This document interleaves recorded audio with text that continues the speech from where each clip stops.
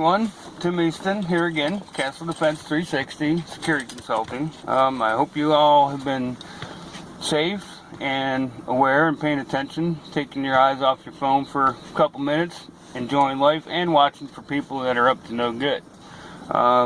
Today we are going to discuss counter carjacking, some measures you can take to protect yourself, as well as some of the tools of the trade. Carjacking is very bad.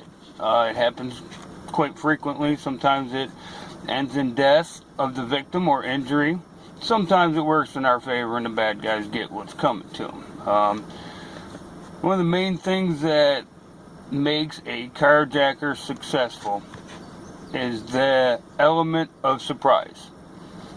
As human beings, if we're startled, or scared, shocked, whatever, we tend to freeze. That's why training is so important. And that's why some carjackers are successful, because the victims freeze. That's where training really plays a big role. If you're trained in something, we've said it before and we'll continue to say, if you're trained in something and you're educated on something, it makes it a lot easier. All of our courses, the motto is turn fear and uncertainty into courage and confidence. In order to be successful in anything, you have to be confident. The element of surprise, whether you're scaring your kids or dealing with a carjacker, the element of surprise is what's going to kick you in the butt every time, because you're going to be shocked and you're going to freeze. It happens in combat quite often. Soldiers freeze under the pressure of gunfire. Nobody wants to get shot and die. So we're here to try to give you an overview of how to prevent yourself from being a victim of carjacking. Very simple tricks that you can use and very simple tools.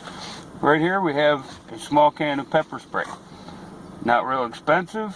Some people aren't affected by it. Some people are. But as humans, a carjacker is a person. They get shot in the eye with this, it's gonna hurt, and you're gonna be able to get away from them. Another tool, self-defense sticks. These things are great. You can also break windows with them. I haven't tried because I like the windows in my vehicle, but I've seen demonstrations. Very cheap. You can get them on Amazon. They're lightweight, but they're very solid, and it's gonna hurt. And in a moment, we'll show you how to use how to use these things. Okay, emergency whistle with a key ring attachment. Very effective, very loud. Okay, that's going to pierce somebody's eardrums. One of the ways to prevent becoming a carjack victim, lots of people look at their phones when they're at a stoplight.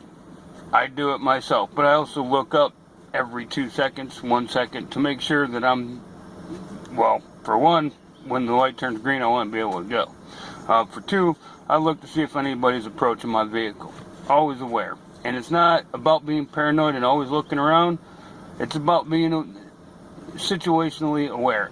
If you see somebody coming up to your window and you're stopped at a stoplight, don't open the window. If you don't have air conditioning, step on the gas. Go forward, go reverse, something. Those are a couple of ways you can do it. You can also, if they have a gun, a knife, a hammer, doesn't matter. Same rule applies. For example, alright, carjacker sticking his hand in here, he's got a gun. I grab his hand, push it up, slam it up against the window or the window frame, and I start to drag him. I'm going to move, okay? Don't sit still, don't freeze. This tool right here, like I said, it can break window, but it can also do a lot of damage. Carjacker got his gun in there, hit his wrist, hit the bone of his wrist right here, and it'll hit a nerve, and it will force him to either drop the gun, hopefully, or give you enough time to get the gun away from him, or the knife, whatever it is. Pepper spray. You can just sit here and discreetly say, yes sir, and then you just hit him with the pepper spray right in the face, and then you drive away. Okay? The whistle. Same thing. Okay? Try to get it up to your mouth, reach over, pretend you're getting something, grab your whistle, and blow it. Okay, it's going to pierce the ears. there's a lot of different ways you can store this stuff, but if it's by your door handle mounted, whether it's taped or if you get some type of Velcro mount, you have it right there. The quicker you can respond and grab your defense tool, the quicker this incident will end. So there's a lot of other things. There's air horns that you can use that are really small, and it's going to distract the person. The key is to get away. If you don't have a choice and their gun or knife is in your vehicle, in your face, first thing you should do is try to just grab their wrist and slam it up. Okay, it's either going to drop the gun or you're going to be able to get it from them. If you know about joint manipulation, you grab the wrist, bend it back, bend it down, bend it up. Ideally, you want to bend it up so that it goes up to the ceiling instead of down at your leg or into your car and potentially hurt a passenger. We cover this in our active attacker threat response course because it's important. We don't have to continue to be victims of these crimes of cowards. Okay? Get trained, get educated, be safe, have some situational awareness. Stay off your phone for a couple minutes, look around, see what people are doing.